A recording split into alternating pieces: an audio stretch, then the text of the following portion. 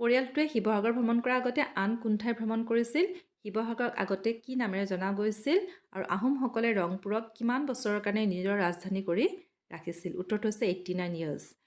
তাৰপিছত আছে যে পৰিয়ালটোৱে কাজিৰঙা কোন সময়ত গৈ পাইছিল তাৰপিছত পৰিয়ালটোৱে শিৱসাগৰলৈ কেনেধৰণে যাত্ৰা কৰিছিল আৰু কেপ লেংগুৰকছ কি নামেৰে জনা যায় লিফ মাংকিজ ইউনেস্কোৱে কাজিৰঙাক ৱৰ্ল্ড হেৰিটেজ সাইট বুলি কোন চনত ঘোষণা কৰিছিল ইউনেস্কোৱে কি ৰুচিৰ ওপৰত ভিত্তি কৰি ঠাইবোৰক ৱৰ্ল্ড হেৰিটেজ সাইট বুলি ঘোষণা কৰে আৰু লৰ্ড কাৰ্জন কোন আছিল তাৰপিছত আছে যে কাজিৰঙা প্ৰপ'জ ৰিজাৰ্ভ ফৰেষ্টটো নামটো কিমান বাৰ সলনি কৰা হৈছিল আৰু গেমৰ অৰ্থ কি গেমৰ অৰ্থ হৈছে animals hunted for sport and food পিডি ষ্ট্ৰেচি কোন আছিল কাজিৰঙাক কোন চনত নেশ্যনেল পাৰ্ক হিচাপে ডেজিগনেট কৰা হৈছিল আৰু ৰাইনছবোৰ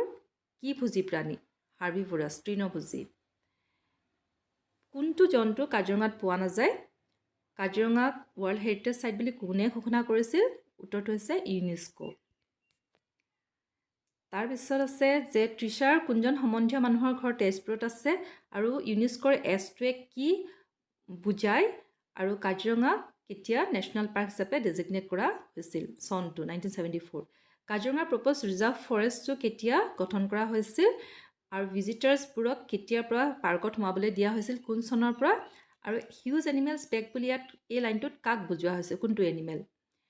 তাৰপিছতে ইয়াত কোনটো ষ্টেটমেণ্ট কোনটো বাক্য শুদ্ধ Kaziranga is a home to 2/3 of world's great one horn rhinos এই বাক্যশাৰী এই চাৰিটাৰ ভিতৰত এই বাক্যশাৰী শুদ্ধ ৰাইনোৰ উপৰিও আৰু কাজিৰঙাত এটা জন্তু অধিক পোৱা যায় সেইটো কি জন্তু কাজিৰঙাক টাইগাৰ ৰিজাৰ্ভ বুলি কোন চনত ঘোষণা কৰা হৈছিল আৰু কাজিৰঙা নেশ্যনেল পাৰ্কক টাইগাৰবোৰ কিয় দেখা পোৱা নাযায় the animals that do not eat flesh যোনে মাংস নাখায়বোৰক কি বুলি কোৱা হয় আৰু কেমোফ্লেজৰ অৰ্থ কি হৈছে ডিছগাইজ মানে ছদ্মবেশী তাৰপিছতে আছে কাজিৰঙাত বাঘ দেখা পোৱা নাযায় কিন্তু কেনেকৈ গম পোৱা যায় যে বাঘ আছে পাব মাৰ্কছ মানে ভৰি খোজৰ কাৰণে গম পোৱা যায় শিলৰ সাঁকোৰ আন এটা নাম কি আৰু শিলৰ সাঁকোৰ দৈৰ্ঘ্য কিমান তাৰপিছত আছে শিলৰ সাঁকোৰ কোনে নিৰ্মাণ কৰিছিল শিলৰ সাঁকো কিমান শতিকাত নিৰ্মাণ কৰা হৈছিল আৰু সাগৰৰ অৰ্থ কি আছিলে আহোমসকলৰ ৰাজত্বৰ সময়ত শিৱসাগৰ নামটো কোনটো পুখুৰীৰ নামেৰে নামাকৰণ কৰা হৈছে শিৱসাগৰ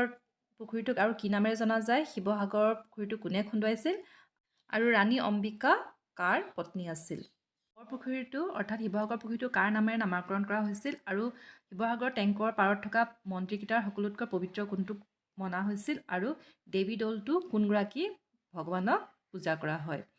আৰু পিনাকল শিৱদৌলৰ পিনাকলটোক কি বুলি জনা হয় অসমীয়াত কলচী আৰু পিনাকলটোৰ হাইট নে উচ্চতা কিমান আৰু শিৱদৌলটো কোনে নিৰ্মাণ কৰিছিল টাই মিউজিয়াম বা টাই সংগ্ৰহালয়টো কোনটো পুখুৰীৰ পাৰত অৱস্থিত তাৰপিছত আছে যে তলত দিয়া বাক্যখিনিৰ কোনটো শুদ্ধ বাক্য সেইটো বাছি উলিয়াব লাগে সকলোকেইটা বাক্য শুদ্ধ